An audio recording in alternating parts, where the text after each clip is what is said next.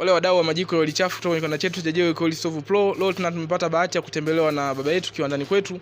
Alikuwa amekuja kuchukua jiko lake la oili chafu la plate moja kwa ajili ya nyumbani. Lakini baba mwenyewe ajitambulishe kwa majina yake, muweze kumfahamu zaidi.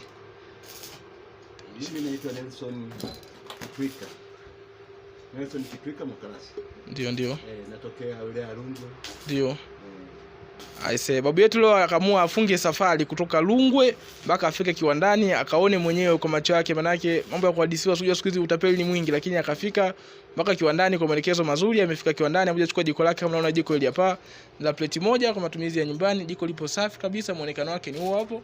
Baba rais amelizika kwa muonekano wake na jiko amelipenda. Basi naomba kidogo mwenyewe aongelee kuhusu majiko alivyoyaona na alivyofika kiwandani. Tumempokeaje? Hapana, mimi majiko nimelizika nayo na nafikiri utendaji wake utakwenda kuniridhisha. Ndio. Baada ya hapo nitazidi zaidi kwa kuifanya familia yangu endelee kuyatumia haya baada ya kuhangaika kutafuta kuni, kuhangaika kwa muda mrefu sana, kupika kwa muda mrefu. Ndio. Niweze kupika kwa muda mfupi, basi nitumie jiko. I say ili kwa nasema jiko janja. Jiko letu tunabadilisha nishati ya oili chafu na kuwa gesi. Kwa hiyo huna haja tena kumiliki gesi. Ukishakuwa na hili jiko, mambo yote ya gesi umemaliza, mkaa unatupa pembeni, kuni unatupa kabisa, unasahau, unaenda kupika kijanja na unapika kisasa. Asante sana baba, tunakushukuru, karibu tena. Asante na nyie, karibuni sana Rungwe. Sawa, tunashukuru sana.